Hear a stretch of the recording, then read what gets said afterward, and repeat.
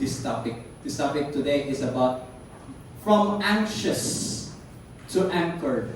Diba mo sa na anxious? Do you know what anxiety is? How it feels like to be anxious? Kasi naka-try na din na anxious. Ooh, a lot of people, everyone had been anxious. I had been anxious. So, kasi nakakita na of Inside Out. Yeah. Woo! Yeah. Yeah! Nice. I really like that movie. My kids love this. My kids love this movie. It's about the emotions ba in your mind ba. Like these are emotions na si fear, si anger, si joy, si sadness, si disgust. Yan siya si anxiety. So, question for today is anxiety driving your life right now? Yeah. Are you worried about many things? Kani si anxiety, pagsud niya sa katong kuan sa ni-introduce siya sa brain ni kuan ni Riley man ang name sa character. Ang iya yung button is always planning ahead. Oh, I need to do this. Yeah, that. Oh, that. Tomorrow, so he's always thinking about tomorrow in the guise of na siya concern sa katong person na nag-live siya within. So that's actually the beginning. Like we always plan ahead. Amen? Mag-plan jud ta ahead. Asa ta, unsay sudanon ugma? The most common question of mothers, unsay sudanon ugma? I don't want to think about that. Praise God for my wife who always thinks about that. Praise God for asa ko mo trabaho ugma. That's legit, di ba? If wa ka naguna-hunaan for your future, sometimes you could say you may become like makuan ka ba nga you're being irresponsible. You're not thinking about sa imong ugma. So but when you always do that, that becomes anxiety. And it's never just one thing. It's almost always many things na makaka-feel mo anxious. Are you feeling anxious but don't know what for? Like, I don't know. I don't understand what I'm feeling right now. Like, you know that you're not really thinking about one thing. You're not really thinking about what are you worried about, anxious about, but it's just you're feeling it in your body. Have you experienced that? Yes. Especially if kanagikan ka nag-worry about things, mo conscious in your body, mo stay siya, mo linger siya. And that feeling is kana ng si anxiety ang nag-drive sa imong mind. So question for you. Do you want to take hold of the driver's seat? Who wants to take hold of the driver's seat in their minds right now? So may ganahan like pakawaon ni siya. Ayaw sa pagdudang ko na yung anxiety. Let me drive my life.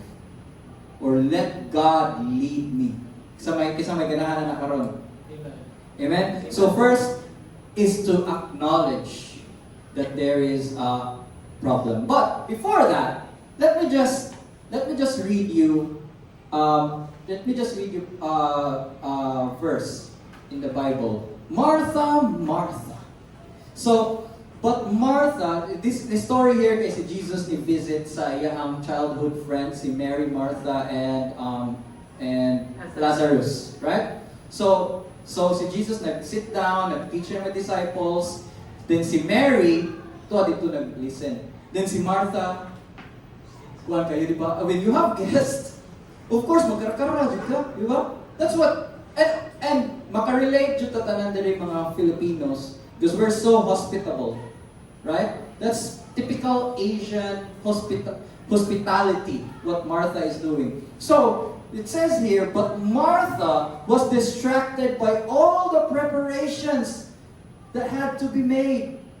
She came to him, Jesus, and asked, Lord, don't you care that my sister has left me to do the work by myself? Kasi may na yung mga igsoon din. Ma, awar good siya nagpayahay ako, sige na akong trabaho.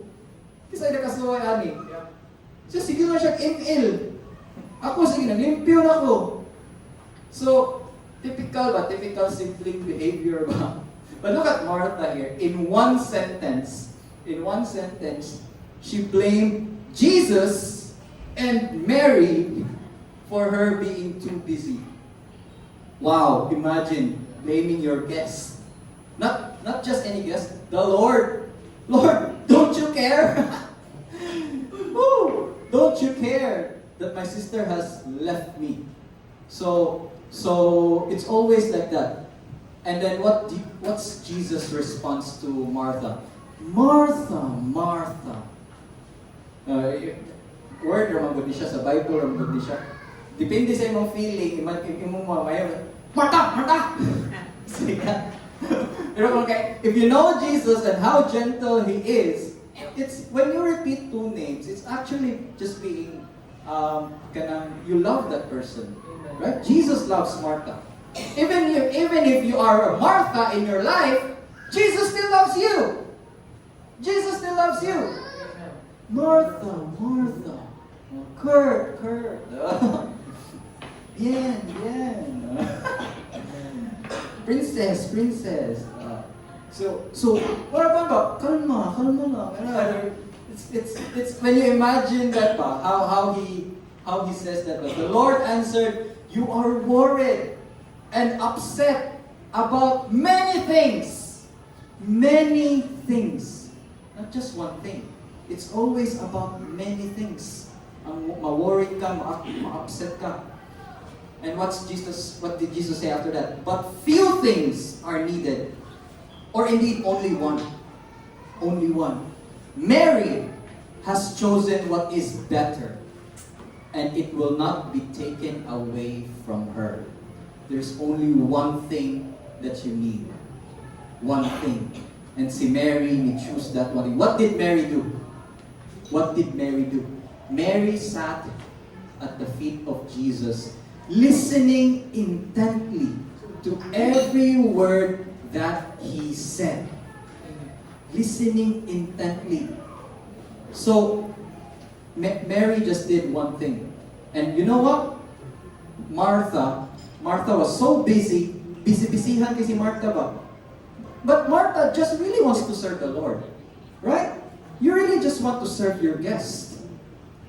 So Martha made Jesus feel welcome as a human. But Mary welcomed Jesus as God, whose words have impact in her life. Amen. Fast forward later on, who among Martha and Mary did the best service for Jesus? Several days later, months later, it was actually Mary who poured out the myrrh, the perfume over Jesus. Supposedly, imong yab perfume, kanang patay na. But Mary did that in advance. Mary poured, Jesus even said, she did that for my burial. Wow. Buhi pa gani mo nagi pahumutan. But what really happened is, when the women went to the tomb to do that, to do the putting of the perfume, Jesus was already gone. Jesus was already gone. So therefore, ang advance nga pag-perfume ni Mary, it is in the right place, in the right time, in the right timing, just because she's listening intently to what Jesus has to say. Amen. That is wisdom. And by the way, when you are here, since you are listening to this word, you are like Mary. Amen. Amen. Turn to someone and say, "Congratulations, Mary." Congratulations. welcome mga Marys. So you're here. I pray that when you leave this place, you will have this wisdom on what to do next. On just one thing. Just think about this one thing, and you may have a lot of anxious thoughts right now. But when you leave this place, you will have this one thing. And that is wisdom. You can have a lot of knowledge. You can know a lot of things. But wisdom is different. Wisdom means knowing what to do. Knowing the right thing to do among all the things that you know. So it's not everything that you know is applicable at the moment. So God is the one who puts you in the right place and the right time. Amen. And meet with the right people. Amen. So let's just talk about this one, about worry and anxiety, because ma-interchange man siya. Sometimes you say worry, sometimes you say anxiety. Let's just differentiate the two. So worry, in terms of focus, worry is just specific concerns. Anxiety, generalized. It's like unsa, without clear focus, right? Kung nature, worry is just mental activity involving thoughts and problem solving. Na-worry ko ano niya, but it's just one and it's mental. Nara sa brain, nara sa mind. Anxiety is appeal na jud na emotional and physical. Ma-feel na jud nimo ba? Sa imong lawas ba? Mangurog na ka ba? Wala ka. And your heart is beating fast. So that's anxiety. And duration is worry. Sometimes it's temporary and tied to a particular situation. Temporary lang ang worry. But ang anxiety can linger. Bisag wala na, bisag nasulbat na, naapaghihapon. And can occur without specific cause. So, na-plant na siya sa imong body ba? And then worry is physical symptoms, rarely has physical effects. Rarely has physical effects. And anxiety, naadyo na yung physical symptoms like sweating, increased heart rate, kasi naka-try na ani. Kaya nag-sweat na jud niya, increased heart rate, right? Impact. Ang worry, ang impact can motivate action and problem solving. So, worry can make you really do stuff. Really do something about it. Sometimes. But anxiety may interfere with daily functioning. Like, you're anxious, you're worried about this, and you can't do anything about it. So that's the difference. But regardless of the difference, here's the thing. Jesus wants you to be free from either worry or anxiety. Do you agree with that? Amen. Can I get an amen? Amen. Do you want to be free from worry and anxiety today? Amen. Amen. So, one thing I like about studying the Word and also being a science enthusiast. So I really like science. I study science as well. I came from a science high school. So one thing I like about it is when I find something where the Word of God and science agrees. Not that with the Word of God needs any kanang musak mo agree ang science niya. No, science should always agree with the Word of God because the Word of God is truth. And science is just us discovering that the Word of God is really true. Amen? So, there is one thing that beats anxiety, that even the Word of God and science agree. Right? So, naa sila. What is it? What is it nga even ang Word of God ug ang science nagka-agree nga kanang the antidote, the anti, panguntra sa anxiety.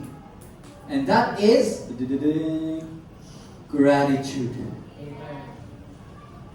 Isa kay about gratitude. Ako yung kwan. Pagka mapasalamaton. Thankfulness. That is pangkontra sa anxiety or worry. Nadriyo sa kwan kaning study, the powerful relationship between anxiety and gratitude. Can they coexist? Can they coexist? So, anxiety and gratitude, often considered opposite emotions. Often considered opposite emotions can coexist and interact in complex ways. You cannot feel anxious and thankful at the same time. You cannot feel that. You try. So in the same way nga, dili ka amot lang, okay ba? Basta di na nimo madungan. Na yung mga drummers ba nga, grabe kay coordination ba? Kasi kung saan pa na nimo pag-coordinate, di na nimo madungan ang anxiety o gratitude. Okay? Gratitude involves acknowledging and appreciating the positive aspects of life. Research suggests that gratitude can serve as a protective factor against anxiety, potentially reducing symptoms and improving overall well-being. Gratitude. Wow. So, that's the science part. What does the Word of God say? We're not here for science.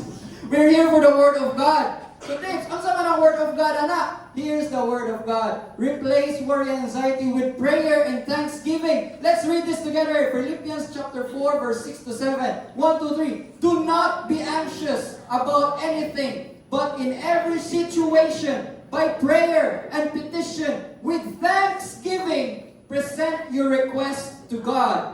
And the peace of God, which transcends all understanding, will guard your hearts and minds in Christ Jesus. Amen. Woo! Prayer and petition and thanksgiving. That's it. Amen. That's it. Do not be anxious. Rather, you pray.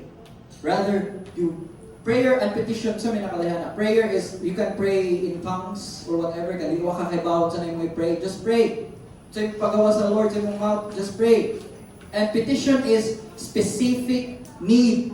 You can talk to God. You can talk to God as you talk to a father. Papa God, kanang, ako pagkaon. Ngay ko pagkaon mo. That's it! You don't need to, Lord, kanang kuan. Yung mo, as though your father is not kuan, kanang not good. Diba? So it might be, sometimes people might think, dapat ka magtuwa-tuwa, ampu para ka paminawon sa Ginoo. But why would you do that? Diba? If you believe in Jesus, then you don't need to do that. Okay, because you can stand boldly in front of God. Maybe you don't know that yet, but you will know. The question here is thanksgiving.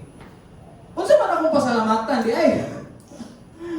Well, shall I just thank whatever I can thank for when I'm anxious? Like people are marag makuan ba? Look, yawa yun, anxiety naman siya. Do not underestimate anxiety. People are, well, I'm not underestimating anxiety as well. People have actual anxiety attacks that they need medicine to counter the physical effects. It's real. Like depression is real. Anxiety is not worry. Like depression is not sadness. It's real. Anxiety is real. You can feel it. But I might just say, like, pasalamat lang ko sa kung sinaani mo. Diba? Just be thankful with what you have. Huh? But what is it that we can be thankful for, really? I'm going to give you one reason. Just one reason to be thankful. Are you okay with that? Amen. For today? Amen. To parmawain yung anxiety and worry? Here it is. What is there to be thankful for? It's in John chapter 1, verse 12 to 13. But to all who did receive Him. If you haven't received Jesus, or if you have received Jesus, this is for you. Who believe in His name, He gave the right to become children of God. Who were born not of blood, nor of the will of the flesh, nor of the will of man, but of God. I want to emphasize this one. It's easy to say, anak mo ko sa Ginoo. Di ba? Sometimes you can just say that with simplicity. Kita tanan anak sa Ginoo. Di ba? But don't take it lightly that you are a child of God. Why?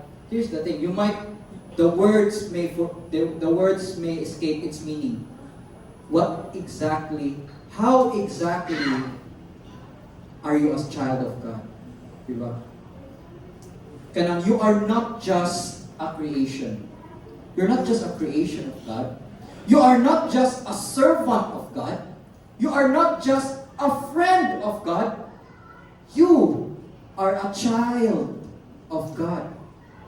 When you believe in Jesus Christ. Because when you believe in Jesus Christ, God has given you the right to become children of God.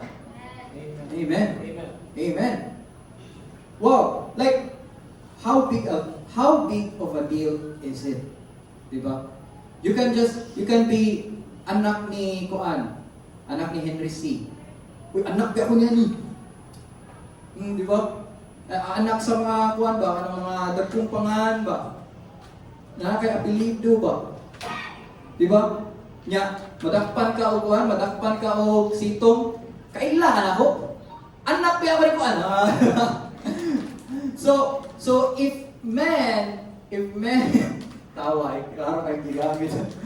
If man uses kanang kung kinsay parinti nila in this world, and even ang kanang mga kuan nga, ano de kay kuan? Sorry kay sir. Oh, di ba? May mga inana ba?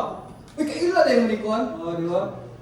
If man kanang mo honor ana, they honor that you are a relative of this and that.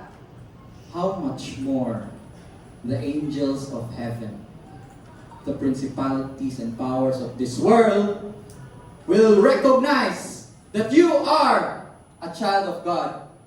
Anak ba mas Ginoo eh. Anak na sa Diyos. Di ta naglaptan. Mga ungo diha. Ano mga white lady? Uy, anak na sa Diyos. Di ta tuwa na. Mga piliin mo na ato. Kana they will recognize that you are a child of God. Amen.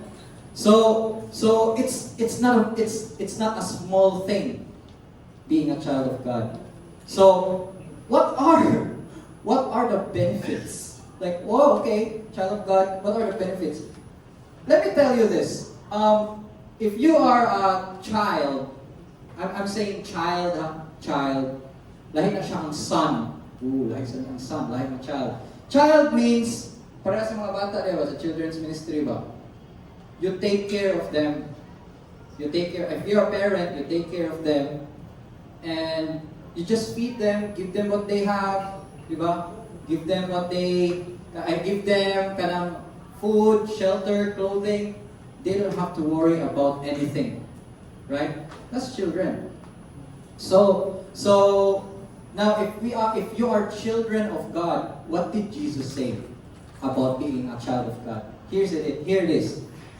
Nindot kani siya nga chapter and verse. Jesus said, "Do not be anxious out of love." It's not a command. Dili siya, "Thou shall not be anxious." If you be anxious, thunder and lightning. Thunderbolt and lightning. So, do not be anxious, but it's out of love. Iyang gitagaan og reason ang naminaw niya ang listeners. Why should you not be anxious? It's not a law. It's not a law, but rather it's a loving command with backing explanation why. So let's read this together. Therefore, I tell you, this is Jesus speaking, by the way. Therefore, I tell you, do not be anxious about your life, what you will eat or what you will drink, nor about your body, what you will put on. Is not life more than food, and the body more than clothing? Look at the birds of the air. They neither sow, nor reap, nor gather into barns, and yet your heavenly Father feeds them. Are you not of more value than they? Wow! Wow! Our Heavenly Father is righteous. Say na nagmenduman ba? Tan-awar gud na ang manok. Gipakaon magani na sa imong papa nga sa bungiro. Unsa na lang ka nga anak. I just remember me. But I just reminded of that. So there are if your father has pets, if he feed the pets, will he not even more feed you? Sometimes if na-raise ka na and your parents can become like God can become guilty by default if you had parents na what they take care nimo. But our Heavenly Father is a righteous and faithful Father. Amen? Amen. If you ask Him for bread, He will not give you a stone. He will not give you a scorpion. Right? So, that's it. Para dili ka ma-worry, of course, remind yourself, you are a child of God. And God takes care of you. If God takes care of the birds, if God takes care of the flowers, how much more you, child of God? Amen. Amen? Amen. And here's the thing, ato ikaw, nindot pag-explain ni Jesus. And which of you, by being anxious, can add a single hour to his lifespan or to his span of life? In other translations, funny kayo about translations, and which of you, by being anxious, can add a single inch to your height? So sige ni mo worry, makapataas ba din na mo? So sige ni mo worry, makapataas ba din na si mong kinabuhi? So it's, yeah, who agrees with that? Even if it's not coming from Jesus, that's sensible. Jesus was speaking to Jews. And this is not it doesn't take God's wisdom to understand that worrying cannot make you taller or cannot make your life longer. It doesn't have any effect. Worrying, it's just robbing you of your joy for today. So, and why are you anxious about clothing? Consider the lilies of the field, how they grow. They neither toil nor spin. Yet I tell you, even Solomon in all his glory was not arrayed like one of those. So, what is Jesus saying here? What God is designed. So, your body is more important than your clothes. Amen? Your body is more important than your clothes. So, but if God so clothes the grass of the field, which today is alive and tomorrow is thrown into the oven, will He not much more clothe you? O you of little faith. Oh, you of little faith. O you of little faith. Therefore, do not be anxious, saying, what shall we eat? Or what shall we drink? Or what shall we wear? For the Gentiles seek after these things. And your heavenly Father knows that you need them all. Amen? Who here are parents? Do you know what your children needs? Do you know what they need? If you know what they need, and you are willing to supply them of what they need, how much more your heavenly Father knows your needs.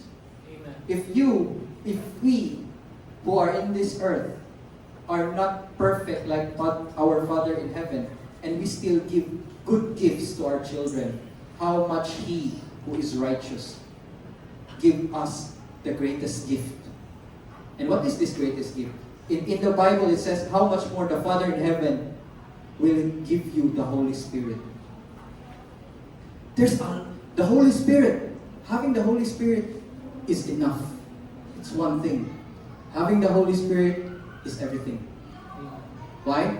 Because with the Holy Spirit comes all the gifts of heavenly gifts of God. Wisdom, knowledge, understanding, counsel, strength, might, and faith.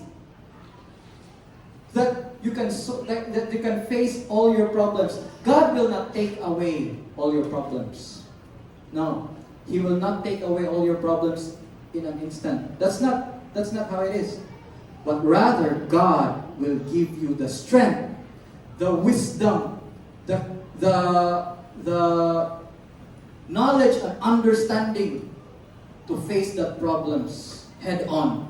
Do not run away from your problems. Do not run away from your fears, but rather look to Jesus to give you the strength to face those problems. Amen? Amen. You will walk over them as you walk on water. You will walk over your problems like they're nothing. You will solve them.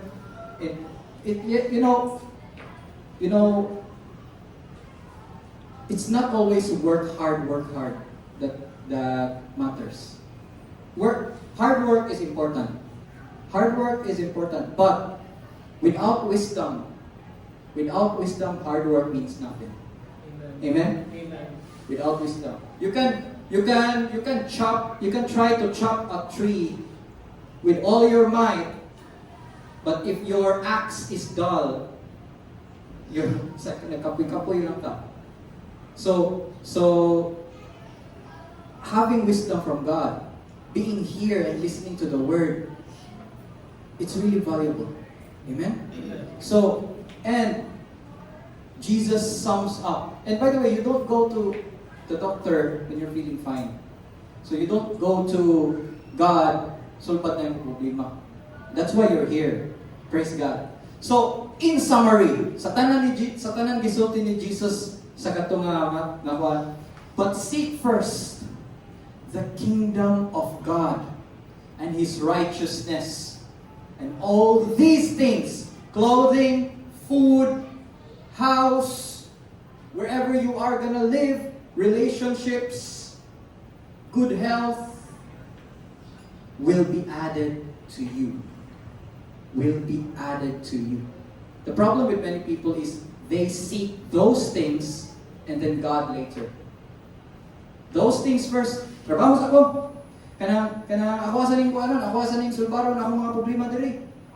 Or kanang ako sa tong adon dito. Like or kanang I'm gonna ang ensayo sa buntag ini mata kay diretso dayon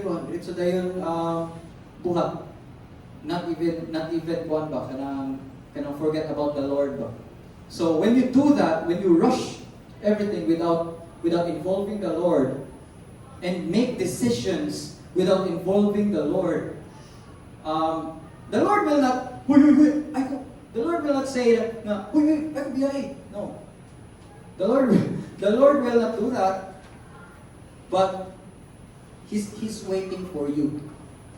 Lord, it's like even in small things, Lord, sa kani maayo isudan gani Lord.